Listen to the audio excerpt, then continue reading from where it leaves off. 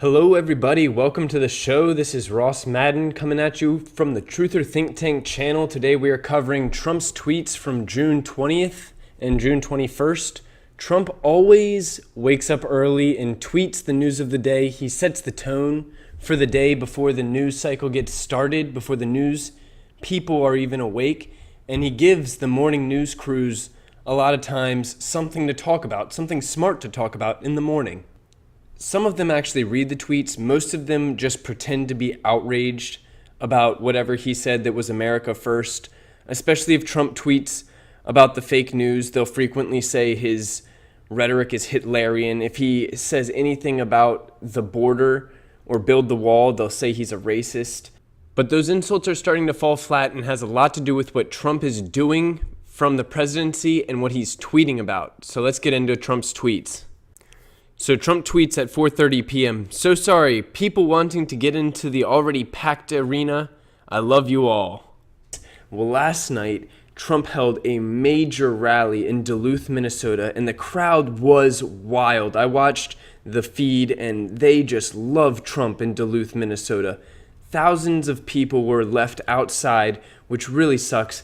That's happened to me. I went to a rally, and I didn't get to go in because there were so many people. They really need bigger venues, but I heard that was actually the upgraded, larger venue. They had one, but so many people bought tickets that they booked another place, a bigger place, and that place filled up, and there were still thousands of people outside. Trump tweeted a picture from outside the venue where you can see tons of people are trying to get in. There's a parking garage, and on 4 separate levels, the people are lined all the way up on the wall, just staring down at the other groups of people who are unable to get in. There's literally thousands of people. They're not even coming downstairs. They just know they're not able to get in. President Trump has shown time after time that he has matured into a great president. I think his approval rating is actually through the roof. Unless you watch a lot of TV every day, you probably think Trump is doing a pretty good job. The next tweet, "Thank you, Duluth, Minnesota. Together, we are making America great again!" Exclamation point. Duluth, Minnesota is one of those towns that has seen mega benefits from Trump's deregulation agenda. They apparently have mines that have been closed down because of regulations. Rare earth mineral mines, coal mines, and these industries have been closed down in this town, and Trump is revitalizing them. So they're very excited about Donald in Duluth, Minnesota. The next tweet, Trump endorses Pete Stauber, who is running for Congress in Duluth, Minnesota. At 8:24 p.m., Trump tweets, "Just returning from the great state of Minnesota, where we had an incredible rally with 9,000 people and at least 10,000 who could not get in. I will return. Congratulations to Pete Stauber, who is loved and respected in Minnesota!" Exclamation point. When Trump endorses you, you take a rocket ship in public opinion, and you get on all of the mainstream news. I have no idea what these people are thinking not endorsing Trump and begging him to come endorse you back. You hold a rally, the president flies in, 20,000 people show up to hear your message. It's a big opportunity. In the rally, Trump asks the media to show the crowd, and the stadium is absolutely packed with people wearing MAGA hats, Women for Trump signs, Drain the Swamp signs all over the place. Trump endorses Pete Stauber, who is running for Congress in Duluth, Minnesota. Duluth, the 8th district of Minnesota, and Trump steps aside so that Pete can give a little speech, and Pete endorses Trump right back. Now, jobs are up, unemployment numbers are at a historic low, small businesses and manufacturers are surging, and optimism is at an all-time high. And Mr. President, these are the same people that are going to send me to Washington, so together we can unleash the economic engine in northern Minnesota. On behalf of the Minnesotans here today, thank you for coming to our great state, for always putting America and the American worker first. Pete says great things about the president, all the great things he's done for Minnesota and America as a whole, and he thanks everyone for voting for Trump, and he thanks President Trump for standing up for us. But what he doesn't say this. Trump, thank you so much for standing up for us, but what can we do to stand up for you, Mr. President? You have a corrupt Department of Justice running a witch hunt against you, standing in your way every single step, and it's just not right. We all know you are not a witch, even though what you've done for our country seems like magic. You've done so much for us, Mr. President Trump, that if I am elected congressman, you will have a Devin Nunes clone. I will not rest until the swamp is drained and the Mueller investigation is closed down and Hillary Clinton's State Department emails are published. I will not rest until the American public is told the truth about the behavior of our government. In the meantime, I must demand one thing from you, Mr. President.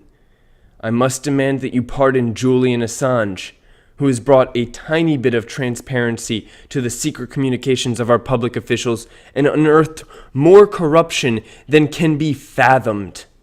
I promise not to be a bag of feel-good words, and I promise to demand accountability from Washington, D.C., and I promise to defend the president, who has done everything he can do to defend us, the American people.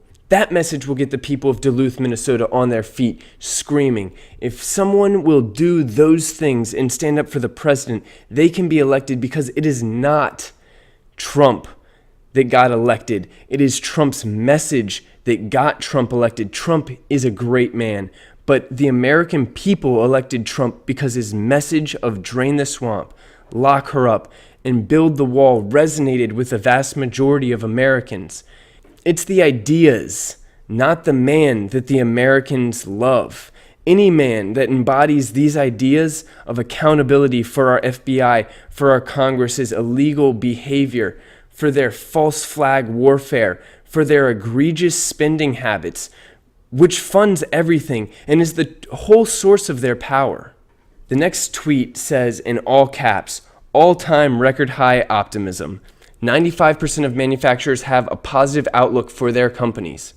The manufacturing sector seems to be doing pretty well, but to say optimism is at an all-time high might be stretching it a little bit. Everyone knows the stock market is in a bubble, and every bit of bad news knocks hundreds of points off of the Dow, and then CNBC and Fox News will get on the TV and blame the president's trade policies and ignore the fact that interest rates just increased, and ignore the many predictions in history connecting interest rates to economic corrections.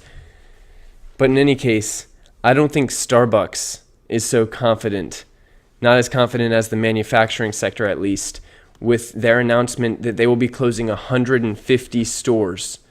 And they're not the only ones. There are many retail stores closing dozens or even hundreds of stores. Sam's Club is closing 63 stores. The Gap and Banana Republic are closing 200 stores. Best Buy is closing 250 mall-based phone shops. That's 20% of their total fleet. Tivana is closing 379 stores and going out of business. Asina Retail Group is closing at least 268 stores. Another 399 will shut down if rent concessions aren't made. Michael Kors is shutting down between 100 and 125 stores. H&R Block is closing 400 locations. Sears has identified 100 unprofitable stores. Subway's eliminating 500 of their restaurants. GNC is eliminating 200 stores. Bon-Ton is dropping 256 stores. I have never even been into a Bon-Ton. Toys R Us went out of business. That's 735 stores that are no longer in business. Shut down. Big empty warehouses. Abercrombie & Fitch, 60 stores down. These malls are being emptied out left and right. Foot Locker drops 110 stores.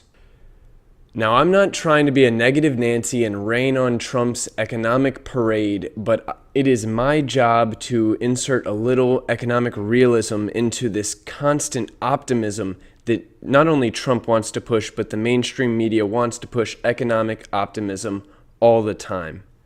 And Trump feeds right into it.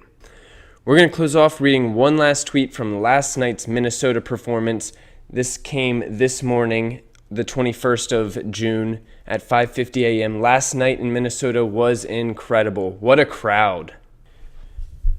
On behalf of all of the Trump supporters across America, I do want to say thank you to Duluth, Minnesota for providing such a great rally for President Trump.